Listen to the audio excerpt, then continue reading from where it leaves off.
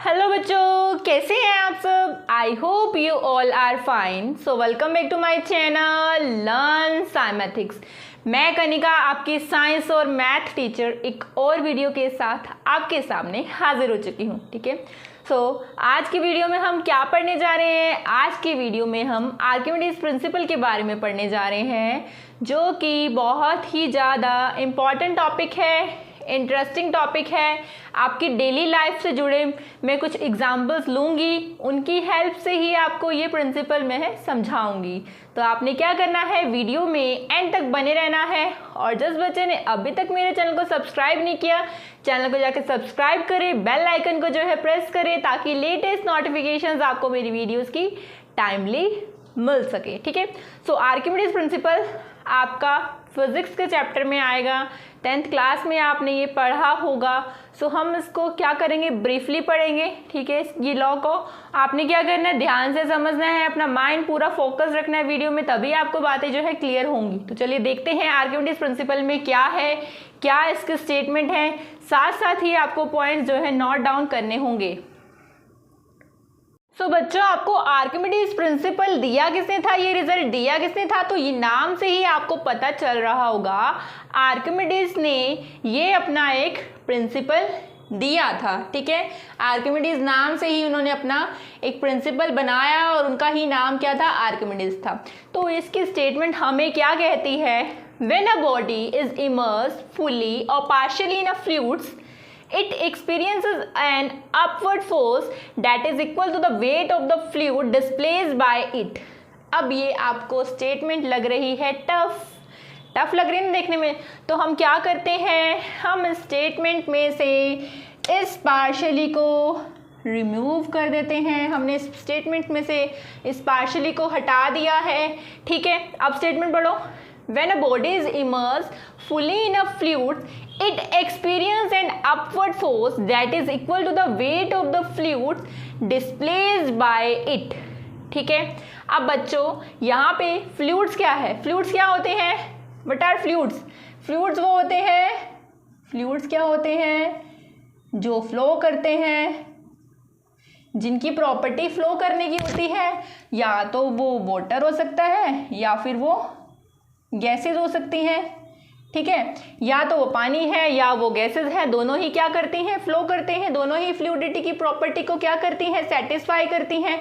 तो मैं क्या कर देती हूँ, मैं फ्लूइड की जगह वाटर को ले लेती हूँ। ठीक है, इस स्टेटमेंट में मैं फ्लूइड की जगह वाटर को ले रही हूँ। तो फिर मैं यहाँ पे चेंज कर रही हूँ, वो पहले वाली स्टेटमेंट जो लिखी थी इसको भी नोट करके रखना। यहाँ पे मैंने वाटर ले लिया है और यहाँ पर भी मैंने क्या ले लिया है, वाटर ले लिया है, क्योंकि फ्लूइड्स की बात हुई है। ठीक है, तो समझ में आया। अब मैं क्या करती हूँ, अब मैं इसको और इजी बना देती हूँ। अब मैं स्टेटमेंट को और इजी बना देती हूँ। यहाँ से क्या बन गई है, when a body is immersed fully in a water, it experience an upward force that is equal to the weight of the water displaced by it। मैंने इस स्टेटमेंट को दो पार्ट्स में ब्रेक कर दिया है। मैं इस स्टेटमेंट को 2 पार्ट्स में ब्रेक कर रही हूँ, फर्स्ट पार्ट में और सेकंड पार्ट में। फर्स्ट पार्ट में मैं क्या लिख रही हूँ, when a body is immersed fully in water, when a body is immersed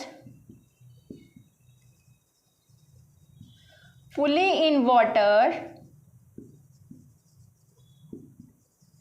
it experiences an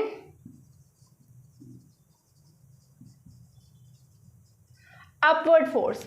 और सेकेंड स्टेटमेंट आपकी क्या बन रही है, सेकेंड स्टेटमेंट यहाँ से मैंने बना दी है, which is equal to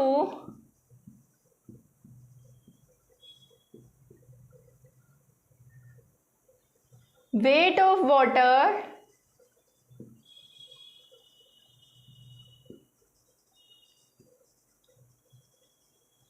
displaced by it। ठीक है, अब आर्किमिडीज ने अपनी एक स्टेटमेंट दी थी, मैंने स्टेटमेंट्स में से क्या करा, एक तो पार्शियली को रिमूव कर दिया और मैंने फ्लूइड्स की जगह वाटर को कंसीडर किया है। अब मैंने स्टेटमेंट को दो पार्ट्स में ब्रेक कर दिया है। क्यों ब्रेक कर दिया? ताकि ये स्टेटमेंट और आसान हो जाए और आपको और अच्छे से क्लियर हो सके। तो इस स्टेटमेंट को समझाने से पहले मैं एक एग्जांपल कंसीडर करूंगी, उसके बाद आपको ये स्टेटमेंट की जो स्टेट है वो भी समझ में आ जाएगी। तो बच्चों आप अपने घर में भी इस एग्जाम्पल को नोटिस कर सकते हो या फिर किया होगा। आपने क्या किया है, एक बकेट ली है, एक बकेट में क्या है, पूरा पानी भरा हुआ है, ठीक है, bucket is fully fill with water. आपने क्या किया है, उसके अंदर एक प्लास्टिक की बॉल ली है। आप उस प्लास्टिक की बॉल को उसके अंदर क्या कर रहे हो, इमर्स कर रहे हो, आपको डिप कर रहे हो, ठीक है। अब क्या करते हो, जैसे ही आप पानी की बकेट में बॉल को इमर्स करते हो, उसके ऊपर फोर्स अप्लाई करते हो, तो क्या होता है, अब आप देखते हो, नोटिस किया होगा कि जो पानी है, पानी भी उस ऑब्जेक्ट यानी उस बॉल के ऊपर क्या करेगा, फोर्स लगाएगा, ऊपर की डायरेक्शन में क्या करेगा, फोर्स लगाएगा, है ना। तो इस स्टेटमेंट में क्या लिखा है, when a body is immersed fully in a water it experience N upward force, ठीक है। पहली स्टेटमेंट क्या है, यही पहली स्टेटमेंट में मैंने लिखा है व्हेन अ बॉडी, यहाँ पर बॉडी मैंने किसकी बात की है, body is equal to ball और इमर्स कहाँ हुई है, पानी के अंदर। जब हम किसी बॉडी को पानी के अंदर क्या करते हैं, इमर्स करते हैं, it experience N upward force. तो यह एग्जाम्पल आप ये सकते हो, बच्चे जैसे नहाने जाते हो, कई बंदे क्या करते हैं, बच्चे शरारत करते हैं, क्या करते हैं, मग को उसमें डुबोने की कोशिश करते हैं, ठीक है। तो क्या होता है, वो ऊपर की तरफ आता है। क्यों आता है, क्योंकि पानी क्या करता है, उसके ऊपर एक अपवर्ड फोर्स अप्लाई कर रहा है। और जिस बच्चे ने अभी तक ये ट्राई करके नहीं देखा, तो आप क्या करना, ये ट्राई करके देखना, बकेट लेना, बकेट में पानी डालना, पानी के अंदर एक प्लास्टिक की बोल तो आपके घर में होगी, उसको डिप करके उसको इमर्स करके देखना, तो आप भी एक फोर्स एक्सपीरियंस करोगे कि पानी ने एक फोर्स लगाई है ऊपर की तरफ, ठीक है। तो पहली स्टेटमेंट यही कह रही है इसकी। तो जो फोर्स लगा रहे हैं, मान लो ये पानी की बकेट है आपके ऊपर, ये आपके पास बॉल है, आपने क्या किया, इसके अंदर डिप की है, तो पानी क्या कर रहा है, फोर्स लगा रहा है, इसको ही हम क्या बोलते हैं, अपवर्ड फोर्स बोल सकते हैं, अपवर्ड फोर्स लगा रहा है। या आप इसे कह सकते हो अप थ्रस्ट लग रही है, अपवर्ड फोर्स, अप थ्रस्ट लगा रहा है पानी, या फिर बाइंड फोर्स बोल सकते हो इसको। ये तीनों इसके नेम हैं कि पानी क्या कर रहा है, इसके ऊपर फोर्स को अप्लाई कर रहा है, ठीक है। यहाँ से तो ये आपने नोटिस किया ही होगा। तो पहली स्टेटमेंट जो फर्स्ट पार्ट मैंने स्टेटमेंट को ब्रेक किया है, यहाँ से आपको इतना क्लियर हुआ होगा।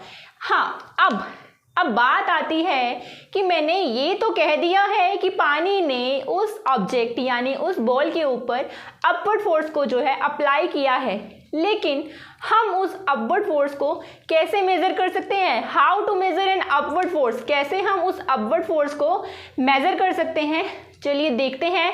पहले इसको यहाँ से आप नोट कर लीजिए।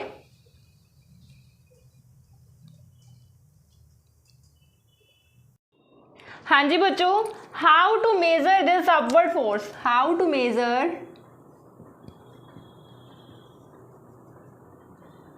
अपवर्ड फोर्स, इस अपवर्ड फोर्स को हम निकालें कैसे, इसका मैग्नीट्यूड कैसे फाइंड आउट करें। अब बच्चों आप इस चीज़ से तो एग्री करते होंगे कि जब हम कोई ऑब्जेक्ट को पानी में देखते हैं, पानी में जाकर उस ऑब्जेक्ट का वेट कैसा हो जाता है, लाइटर हो जाता है।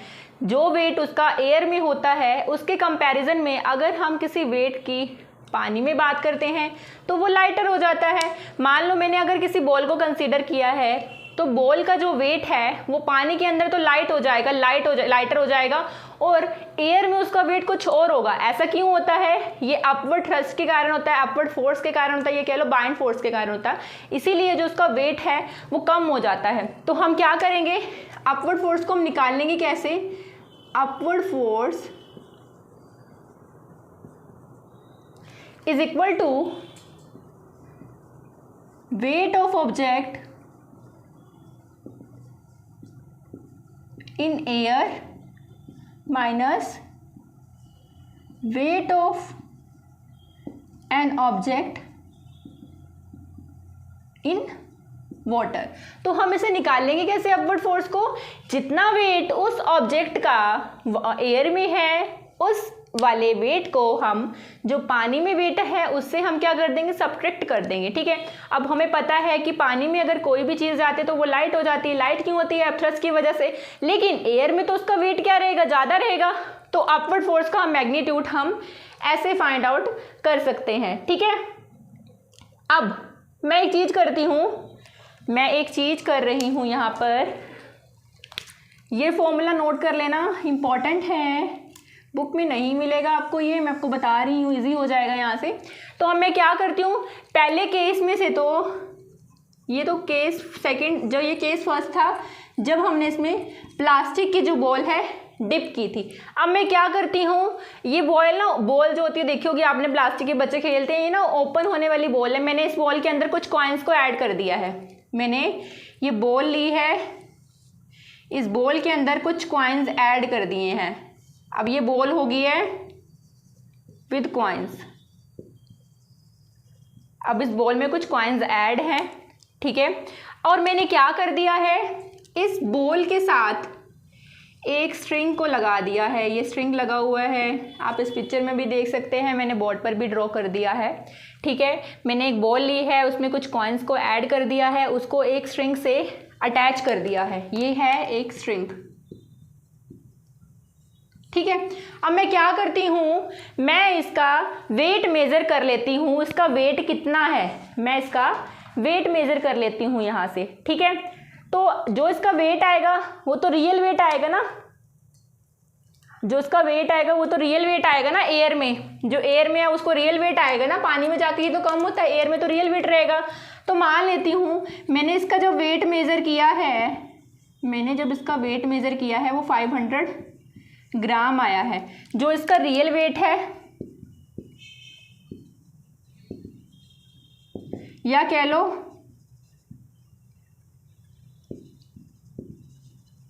वेट इन एयर आया है।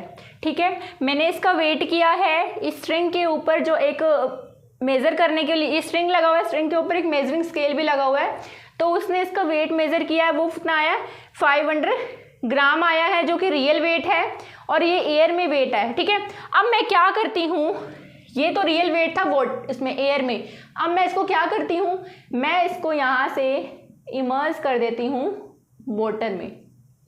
ठीक है, मैं इसको यहाँ से इमर्ज कर देती हूँ वाटर में। ये वाटर की बकेट है, ये मैंने इसके अंदर डिप कर दिया है, ये स्ट्रिंग लगी हुई है यहाँ से, और ये इसके साथ मेजरिंग स्केल लगा हुआ है। इतनी अच्छी मेरी डायग्राम नहीं है, आप इस पिक्चर में देख लीजिए।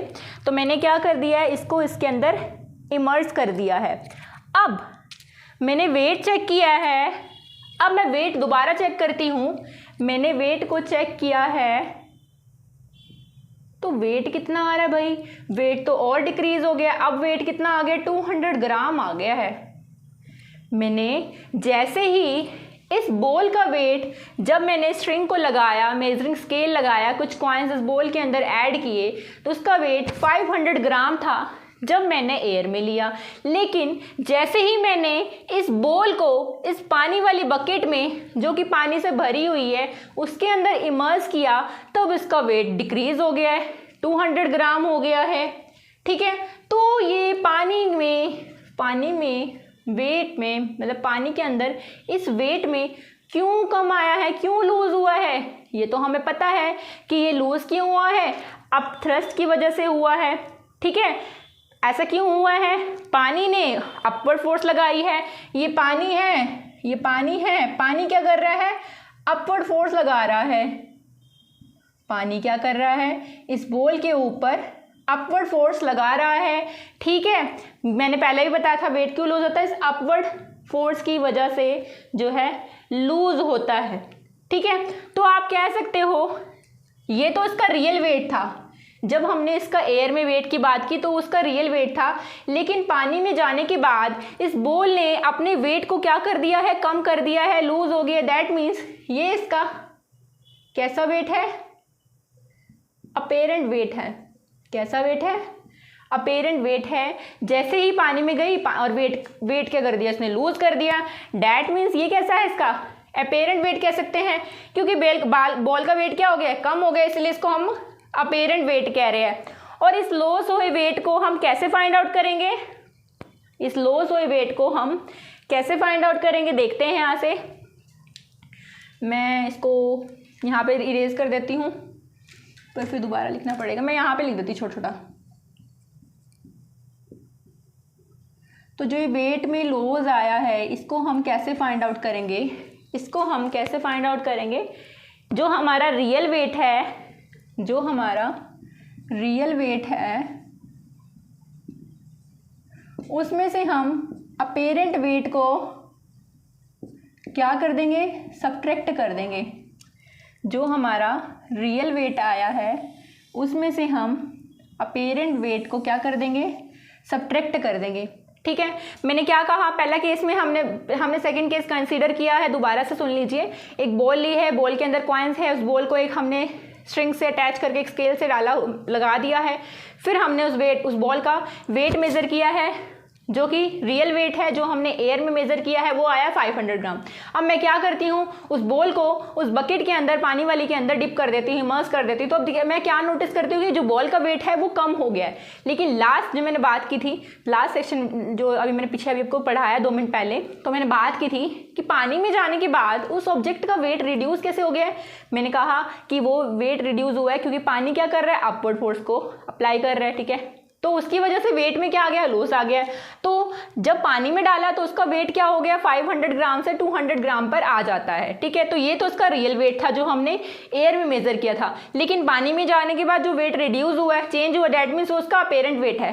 तो जो लॉस ऑफ वेट हुआ है, जो वेट में लॉस आया है, उसको हम कैसे फाइंड आउट कर सकते हैं, जो रियल वेट है उसमें से हम अपेरेंट वेट को क्या कर देंगे, सब्ट्रैक्ट कर देंगे। तो फिर मैंने यहाँ से क्या किया है, तो रियल वेट कितना था, रियल वेट कितना था बॉल का, 500 ग्राम था। तो मैं अपेरेंट वेट कितना आया है, 200 ग्राम आया है। तो यहाँ से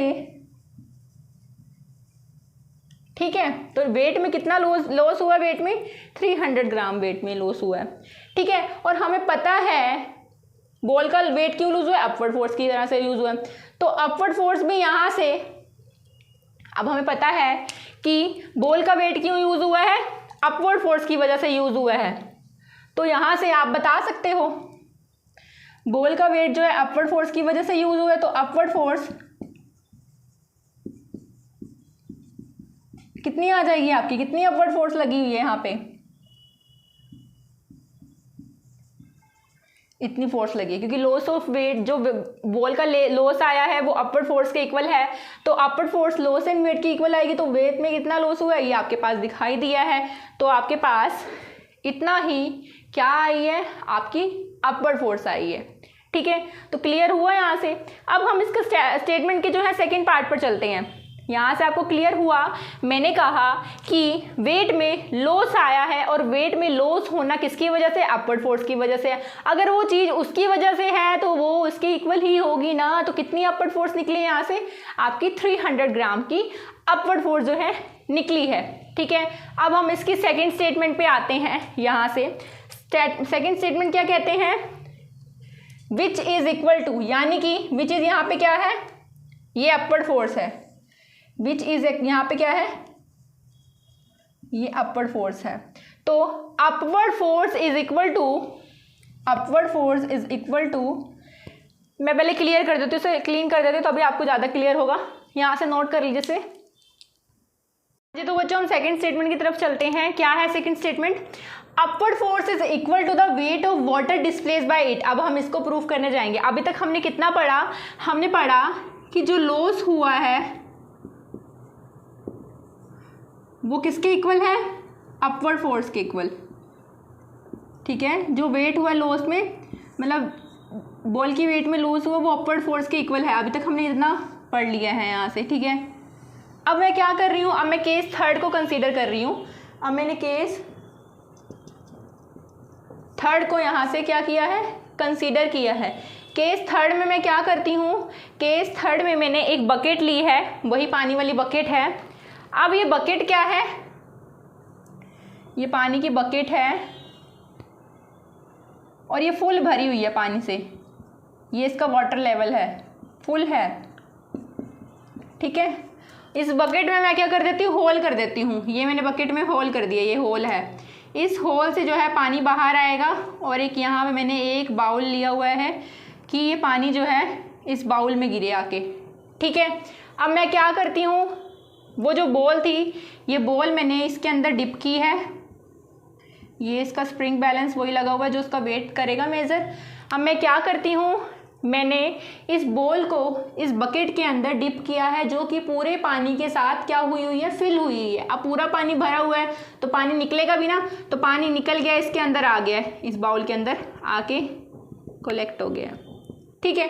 अब मैं क्या करती हूँ, इसका वेट मेज़र कर लेती हूँ। मैं इसका वेट मेज़र कर लेती हूँ यहाँ से। मान लो इसका वेट कितना आया है, 300 ग्राम्स आया है। इसका वेट 300 ग्राम्स आया है। जो पानी कलेक्ट हुआ है मैंने उसका वेट कर लिया, वो 300 ग्राम्स आया। अब इसमें पानी निकला है इस बकेट से, जब ये इमर्ज हुई है, फुली इमर्ज हुई है, जब ये फुली इमर्ज की है मैंने इसके अंदर, फुली इमर्ज हो जाएगी बकेट के अंदर। ये बॉल कुछ ऐसा दिखाई देगा, फिर ये पूरी बॉल यहाँ तक आ जाएगी इसकी। और जब मैंने इसका मेज़र किया है, मतलब कि वेट में कितना लूज हुआ है इस बॉल के, वो कितना आया, वो भी 300 ग्राम्स आया है। लॉस इन वेट भी इसका जो है 300 ग्राम आया है। तो आपने देखो इस स्टेटमेंट से कि जो वेट लॉस आया वेट में, वो किसके इक्वल है, अपवर्ड फोर्स के। यानी कि मैं कह सकती हूँ कि जो इसके ऊपर अपवर्ड फोर्स लगी है, जो इसके ऊपर अपवर्ड फोर्स लगी है वो 300 ग्राम्स आई है। और यहाँ से जो वेट में लूज आया है, लॉस हुआ है जो वेट में, सॉरी डिस्प्लेस्ड हुआ है, जो वाटर डिस्प्लेस किया है, उसका भी कितना मेज़र किया हमने, वेट 300 आया। तो मैं यहाँ से लिख देती हूँ डिस्प्लेसिंग वाटर, ठीक है। अब आपके पास इस स्टेटमेंट से देखो, जो अपवर्ड फोर्स है वो किसके इक्वल होगी, weight of the water displaced by it. तो देखो यही बात हो रही है कि ये तो थी अपवर्ड फोर्स और ये किसके इक्वल आ रही है, जितना पानी इस बकेट में से डिस्प्लेस होकर बाहर आया है वो भी 300 ग्राम है, ये भी 300 ग्राम है। डैट मीन्स ये स्टेटमेंट क्या है, हाँ भाई आर्किमिडीज ने जो कहा था वो बिल्कुल सच है, ट्रू है ये स्टेटमेंट, ठीक है। आपको क्लियर हुई यहाँ से बात। चलो अब हम पूरी स्टेटमेंट को पढ़ते हैं दोबारा से। तो पूरी स्टेटमेंट मैं दोबारा से यहाँ पर लिख लेती हूँ।